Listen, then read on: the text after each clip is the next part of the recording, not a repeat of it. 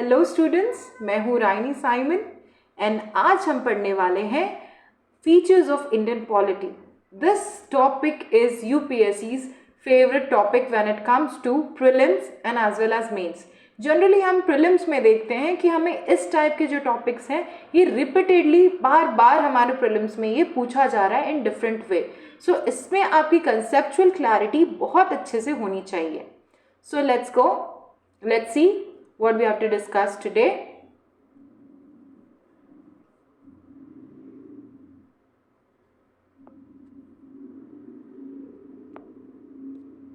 So India, the land of unity in diversity. ये तो आप सबको पता होगा कि इंडिया में we are celebrating the diversity in every respect. Okay, India is a country of many diversities, different languages, various types of food, festivals and religion. ठीक है. सो कितने तरह के लैंग्वेजेस हैं यहाँ पे. सिर्फ हमारे शेड्यूल लैंग्वेजेस जो हैं वो हमारे 8 शेड्यूल के जो लैंग्वेजेस हैं वो 22 लैंग्वेजेस हैं. फिर आप देखोगे डिफरेंट काइंड ऑफ फूड. ठीक है. नॉर्थ साइड में आप चले जाओ तो पंजाबी फूड इज़ देयर. ठीक है. देन आपके नॉर्थ ईस्ट साइड में आपके different kind of food is there. South India has different cuisines. Eastern India has different cuisines. Central India has different cuisines. So उस तरह से फिर फेस्टिवल भी हम देखते हैं कि आपके Deepavali, Dussehra and religion you all of us know. Unity India is the best example of unity in diversity because people living with different religion and culture follow the same laws as laid down by the Constitution of India. So हमारे country में Constitution of India is the major law which is followed by all the religion in India. There are 8 major religion in this country. ठीक है. और उनके जो आपके percentages के साथ हम देखते हैं यहाँ पर Christianity is 31%, Islam is 24%, Hinduism 15%, Buddhism 6%, other folk regions are 5%, and Sikhism 0.29% and Judaism 0.18%. So एक बार यूपीएससी में ये सीक्वेंस के बारे में भी पूछा गया था. ये पूछा गया था कि आपके जो इंडियन में रिलीजन है वो सबसे ज़्यादा रिलीजन के जो लोग हैं वो किस रिलीजन के लोग हैं, और फिर डिसेंडिंग ऑर्डर में पूछा गया था आपसे ये question. So again, this is important for you. Next हम देखेंगे inequality and discrimination in India. India is also very famous, और ये हमारे हिस्टोरिकली हमने देखा है कि डाइवर्सिटी तो है बट डिस्क्रिमिनेशन भी है, इनइक्वालिटी भी है. तो हमारी जो गवर्नमेंट है ना वो बहुत सारे तरीके खोजती है कि हम अपने इनइक्वालिटी को कम कर सकें, और सिटीजन्स को भी अवेयर करती है कि वो डिस्क्रिमिनेशन ना करें according to gender, caste, religion or creed. Inequality can be broadly classified to economic inequality. अमीर गरीब का जो भेदभाव है उसे हम इकोनॉमिक इनइक्वालिटी कहते हैं. सोशल इनइक्वालिटी, सोशल स्टेटस अगर आप देखोगे जो रिच के सोशल स्टेटस एंड पुअर लोगों के सोशल स्टेटस में जो डिफरेंस होता है. Gender, male and female. ठीक है. फीमेल को बहुत बार ऐसा माना जाता है कि they are not capable enough for any kind of certain kind of jobs and roles. So this kind of biasness they face. Caste, everyone knows कि SC, STs, lower caste, they are being treated very unequal when it comes to historical proofs. हमने पूरे history से देखा है, अभी तक हम देखते आए हैं कि कास्ट से रिलेटेड जो भी है बहुत ज़्यादा डिस्क्रिमिनेशन हमने देखा है कि कास्ट रिलेटेड डिस्क्रिमिनेशन बहुत होती है इंडिया में. Religion again, then ethnicity. The most common form of inequality is in the caste system. Caste system से related.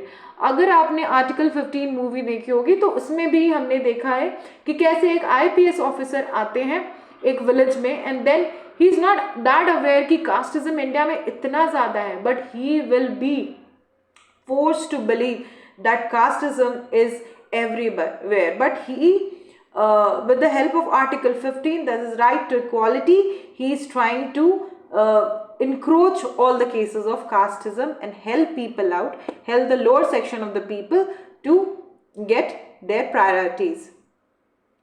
Next we are going to study about the concept of Indian polity system. ठीक है. तो India में किस तरह के polity system हमारे यहाँ देखा जाता है वो हम देखेंगे. The struggle for freedom from British rule also included the struggle of large group of people who not only fought against the British but also fought to be treated more equally. Dalits, women, tribals and peasants fought against the inequalities they experienced in their lives. Obviously हमारे जो Dalits हैं, women, tribes, tribal areas and pigeons, इनको लेके अलग तरह का discrimination होता आ रहा है बहुत पहले से, ठीक है। और अभी भी ये डिस्क्रिमिनेशन हम देखेंगे दलित के अगेंस्ट या आपके जो जेंडर बायसनेस है वुमेन के अगेंस्ट, ये बायसनेस हो रही है। When India became a nation in 1947, our leaders too were concerned about the different kinds of inequality that existed. The ultimate purpose behind the formation of Indian Constitution is to remove और control inequalities. सो inequality को remove और control करने का एक बहुत बड़ा agenda हमारे जो कॉन्स्टिट्यूंट असेंबलीज के जो हमारे लीडर्स थे उन्होंने ये एजेंडा सामने रखा था। Vision and goals in the constitution to ensure that all the people of India were considered equal. So हमारे एक्चुअली जो हमारा एजेंडा है, जो हमारा गोल है हमारे कॉन्स्टिट्यूशन का, वो ये है कि हमें, ठीक है, सबको इक्वल कंसीडर करना है। Constitution of India, a document that laid on the rules by which the nation would function. So जो कॉन्स्टिट्यूशन हमारा है उसके अंदर जो भी हमारे रूल्स एंड रेगुलेशंस हैं वो टाइम के साथ चेंज भी किया जा सकता है पार्लियामेंट के द्वारा, ठीक है, लेकिन उस रूल्स के हिसाब से ही हमारी इंडिया, हमारा जो नेशन है वो फंक्शन करेगा। आगे देखते हैं हम। India the world's largest democracy, ये तो हमने पहले भी डिस्कस किया है स्टूडेंट्स कि जो हमारी डेमोक्रेसी है वो वर्ल्ड्स की लार्जेस्ट डेमोक्रेसी है।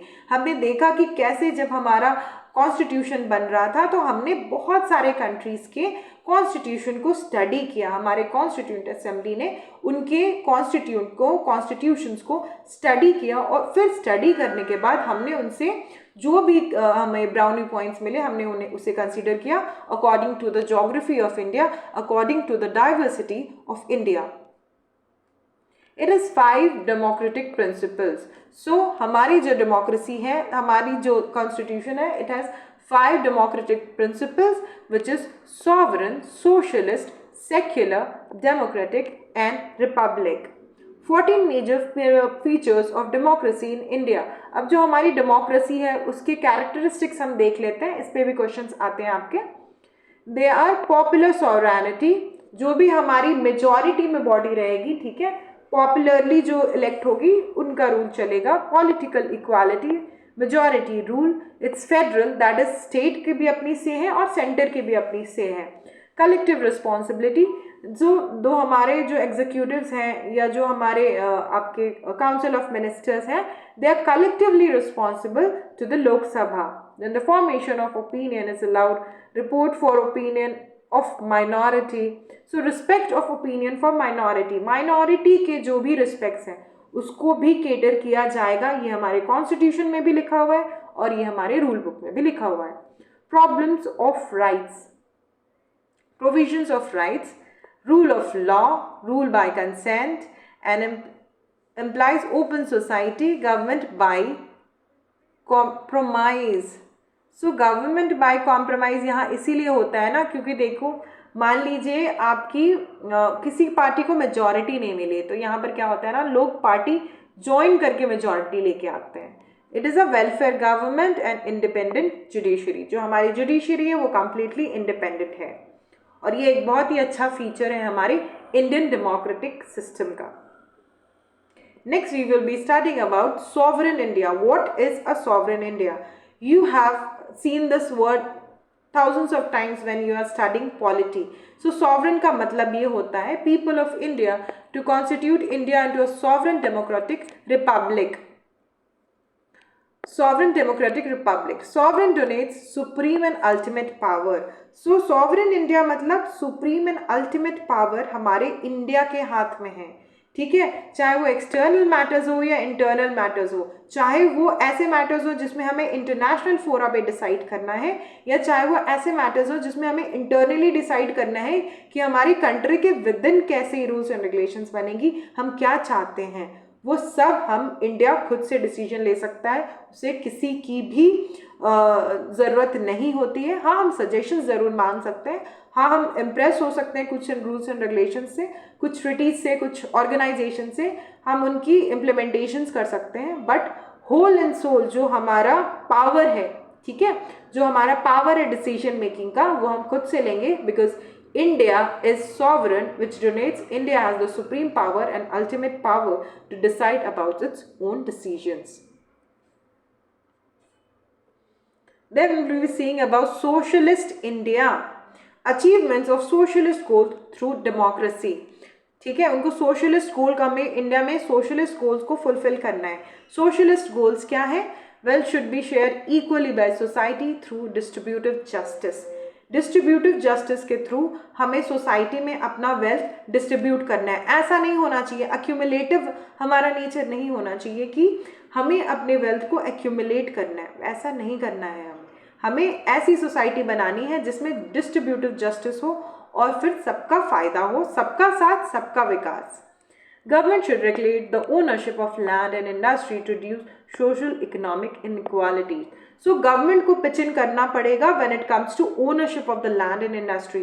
कुछ लोगों के पास पहले जमींदारी सिस्टम चलती थी, अभी भी बहुत सारी जगह में, तो एक इंसान के पास आप देखोगे यहाँ पर बहुत सारा लैंड है और यहाँ पर आपके ऑलमोस्ट कितने 20 लाख लोग हैं, ठीक है, और उनके पास आपके पास बहुत छोटी सी लैंड है, सेगमेंटेड बहुत छोटा सा लैंड है उनके पास। सो इस तरह की जो इनइक्वालिटी आप देख रहे हो ना यहाँ पे, ये रिच और पुअर वाली इनइक्वालिटी को ब्रीच करने के लिए गवर्नमेंट का एक बहुत ही ज़्यादा इंपॉर्टेंट रोल हमें देखने को मिलता है।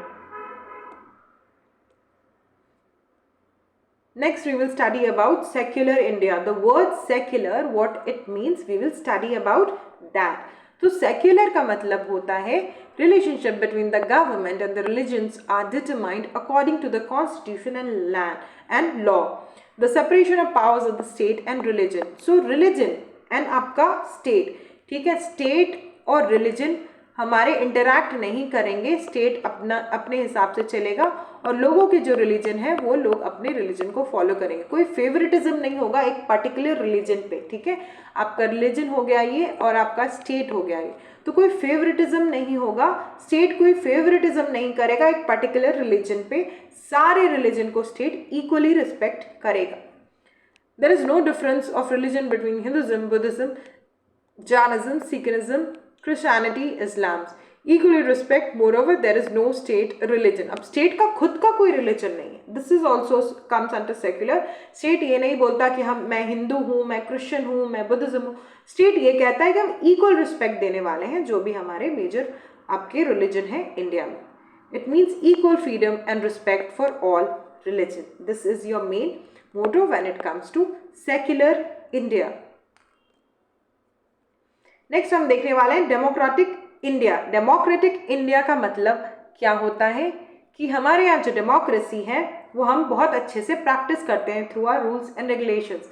The people of India elect their government. Democratic India elect their government and system of universal adult franchise, ठीक है, one person one vote. The word democratic refers not only to the political democracy but social and economic democracy, ठीक है। सो democracy हमें मिली है, political democracy भी मिली है, but हमें social और इकोनॉमिक डेमोक्रेसी भी हमारी गवर्नमेंट ने हमें प्रोवाइड किया है।